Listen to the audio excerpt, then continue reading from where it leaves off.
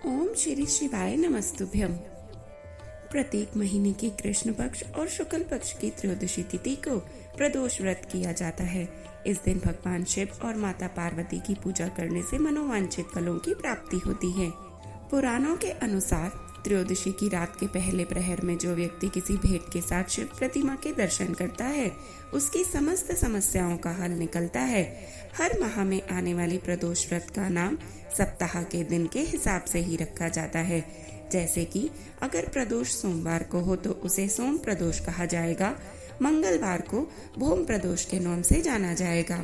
इस बार का व्रत मंगलवार 11 मार्च को है, क्योंकि त्रयोदशी तिथि का आरंभ 11 मार्च को सुबह 8:13 पर होगा।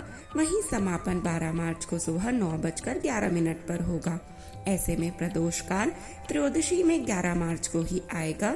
इसीलिए यह व्रत 11 मार्च मंगलवार यानी कि आज रखा जा रहा है। प्रदोष पूजा के लिए शुभ मुहूर्त शाम के 6:47 से लेकर रात के 9:11 तक रहेगा। इस मुहूर्त में भगवान शिव और माता पार्वती की उपासना करें। भोम प्रदोष में शिव जी के साथ हनुमान जी की पूजा का भी विधान है। शास्त्रों में इस दिन को कर्ज उतारने के लिए बड़ा ही श्रेष्ठ माना जाता है।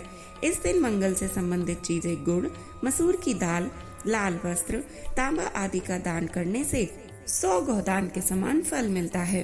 पूजा विधि: इस दिन व्रती को नित्य कर्मों से निर्वृत्त होकर व्रत का संकल्प लेना चाहिए और पूरे दिन उपवास करना चाहिए।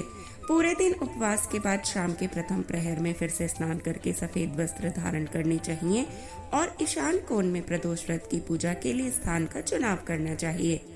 पूजा स्थल को गंगा जल या साफ जल से शुद्ध करने के बाद गाय के गोबर से लीपकर मंडप तैयार करना चाहिए और इस मंडप में 5 रंगों से कमल के फूल की आकृति बनाएं। चाहे तो बाजार में कागज पर अलग अलग रंगों से बनी कमल के फूल की आकृति भी ला सकते हैं और साथ ही में भगवान शिव की एक मूर्ति या तस्वीर भी रखें। इस तरह मंडप तैयार करने के बाद पूजा की सारी सामग्री अपने पास रखकर कुश के आसन पर बैठकर उत्तर पूर्व दिशा की ओर मुख करके शिव जी की पूजा करें। पूजा के एक एक उपचार के बाद ओम नमः शिवाय का जप करें। जैसे पुष्प अर्पित करें और ओम नमः शिवाय कहें, फल अर्पित करें और ओम नमः शिवाय जपें।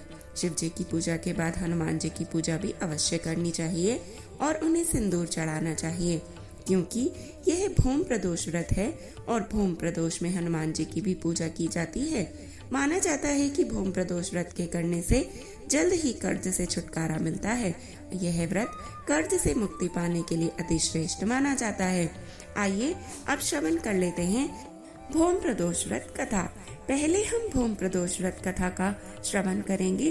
तत्पश्चात वह कथा जो प्रदोष व्रत में सामान्यतः पढ़ी व सुनी जाती है, उसको भी हमने इसी में शामिल किया है। तो आए बिना विलंब करे कथा श्रवण प्रारंभ करते हैं। भोम प्रदोष व्रत कथा। सूत जी बोले, अब मैं मंगल त्रयोदशी प्रदोष व्रत का विधि विधान कहता हूँ। मंगलवार का दिन व्याधियों का नाशक है। इस व्रत में एक समय व्रती को गेहूं और गुड़ का भोजन करना चाहिए। इस व्रत के करने से मनुष्य सभी पापों व रोगों से मुक्त हो जाता है। इसमें किसी प्रकार का संशय नहीं है। अब मैं आपको उस बुढ़िया की कथा सुनाता हूँ जिसने यह व्रत किया व मोक्ष को प्राप्त हुई। अत्यंत प्राचीन काल की घटना है। एक नगर में एक बुढ़िया रहती थी। उसके मंगलिया नाम का एक पुत्र था। वृद्धा को हनुमान जी पर बड़ी श्रद्धा थी। वह प्रत्येक मंगलवार को हनुमान जी का व्रत रखकर यथाविधि उनका भोग लगाती थी। इसके अलावा मंगलवार को ना तो घर लीपती थी और ना ही माटी खोदती थी। इसी प्रकार से व्रत रखते हुए जब उसे काफी दिन बीत गए तो हनुमान जी ने सोचा कि चलो आज इस वृद्धा की श्रद्धा की परीक्षा कर लेते हैं। वे साधु का वेश बनाकर उसके द्वार पर जा पहुँचे और पुकारने लगे, है कोई हनुमान का भक्त जो हमारी इच्छा पूरी कर दे। वृद्धा ने यह पुकार सुनी तो वह बाहर आई और बोली, महाराज क्या आज्ञा है। साधु वेशधारी हनुमान जी बोले, मैं बहुत भूखा हूँ, भोजन करूँगा, तू थोड़ी सी जमीन लीप दे। वृद्धा बड़ी दुविधा में पड़ गई।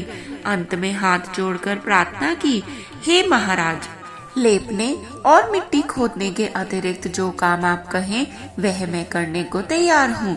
साधु ने 3 बार परीक्षा करने के बाद कहा, तू अपने बेटे को बुला, मैं उसे औंधा लिटाकर उसकी पीठ पर आग जलाकर भोजन बनाऊंगा।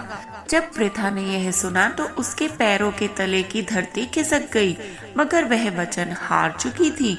उसने मंगलिया को बुलाकर साधु महाराज के हवाले कर दिया, मगर साधु ऐसे ही मानने वाले ना थे। उन्होंने तो वृद्धा की परीक्षा लेनी थी, तो उन्होंने वृद्धा के हाथों से ही मंगलिया को औंधा लिटाकर उसकी पीठ पर आग जलवा दी। आग जलाकर दुखी मन से वृद्धा अपने घर के अंदर जा घुसी। साधु ने जब भोजन बनाकर तैयार कर लिया, तब उन्होंने वृद्धा को बुलाकर कहा कि वह मंगलिया को पुकारे ताकि वह भी आकर भोग लगा ले। वृद्धा आंसुओं में भरकर कहने लगी कि अब उसका नाम लेकर मेरे हृदय को और न दुखाओ, लेकिन साधु महाराज नहीं माने। वृद्धा को भोजन के लिए मंगलिया को पुकारना पड़ा। पुकारने की ही देर थी कि मंगलिया बाहर से हंसता हुआ घर में दौड़ा दौड़ा आया। मंगलिया को जीता जागता देखकर वृद्धा को सुखद आश्चर्य हुआ। वह साधु महाराज के चरणों में गिर पड़ी। साधु महाराज ने उसे अपने असली रूप में दर्शन दिए। हनुमान जी को अपने आंगन में देखकर वृद्धा को लगा कि उसका जीवन सफल हो गया। इस प्रकार वृद्धा को मंगल प्रदोष व्रत के करने से हनुमान जी के दर्शन हुए व मोक्ष की प्राप्ति हुई। जैसे रुद्र और रुद्रावतारी हनुमान उस बुढ़िया पर ठूठे, वैसे कहते सुनते और हुकारे भरते के हनुमान जी और भोले बाबा सबका कल्याण करें। जय बजरंगबली। हर हर महादेव। प्रदोष व्रत की कथा। एक नगर में एक ब्राह्मणी रहती थी। उसके पति का स्वर्गवास हो गया था। उसका अब कोई आश्रयदाता नहीं था, इसलिए प्रातः होते ही वह अपने पुत्र के साथ भीख मांगने निकल पड़ती थी। भिक्षाटन से ही वह स्वयं का व पुत्र का पालन करती थी। एक दिन ब्राह्मणी घर से लौट रही थी तो उसे एक लड़का घायल अवस्था में कराहता हुआ मिला। ब्राह्मणी दयावश उसे भी अपने घर ले आई। वह लड़का और कोई नहीं, विदर्भ देश का राजकुमार था। शत्रु सैनिकों ने उसके राज्य पर आक्रमण करके उसके पिता को बंदी बना लिया था और राज्य पर नियंत्रण कर लिया था, इसलिए वह इधर उधर भटक रहा था। राजकुमार ब्राह्मण पुत्र के साथ ब्राह्मणी के घर रहने लगा। एक दिन वह मंदिर के पास गए और वहां पर एक अत्यधिक सिद्ध पुरुष से उनकी भेंट हुई और उन्होंने उनसे पूछा, हे ऋषिराज, यदि आप हमारा कल्याण करने के लिए कोई विधि बता सके तो कृपया बतला दीजिए। तब उन ऋषि जी ने कहा कि तुम प्रदोष का व्रत रखो, जिससे तुम्हें पूर्ण सिद्धि प्राप्त होगी। फिर उस ब्राह्मणी ने उनसे विधि पूछी। तब ऋषि महाराज ने उन्हें विधि बतलाई और उस विधि से वे तीनों ही व्रत रखने लग गए। एक दिन ब्राह्मण के दोनों पुत्र वन विहार के लिए निकल गए। तब वहां पर गंधर्व कन्याएं विहार कर रही थीं। उनमें से अंशुमति नामक एक गंधर्व कन्या ने राजकुमार को देखा और उस पर मोहित हो गई। अगले दिन अंशुमति अपने माता पिता को राजकुमार से मिलाने ले आई। उन्हें भी राजकुमार भा गया। कुछ दिनों बाद अंशुमति के माता पिता को शंकर भगवान ने स्वप्न में आदेश दिया कि राजकुमार और अंशुमति का विवाह कर दिया जाए। उन्होंने वैसा ही किया और अंशुमति के पिता गंधर्वराज ने उस राजकुमार को राज्य जीतने के लिए चतुरांगनी सेना दी और अन्य भी कई वस्तुएं उनकी सुख सुविधाओं के लिए दी। उस चतुरांगनी सेना की सहायता से राजकुमार ने अपने राज्य से शत्रुओं को खदेड़ दिया और अपने राज्य में आ गया।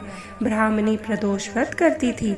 उसके व्रत के प्रभाव और गंधर्वराज की सेना की सहायता से राजकुमार ने विदर्भ से सभी शत्रुओं को खत्म कर दिया और पिता के राज्य को पुनः प्राप्त करके आनंद पूर्वक रहने लगा।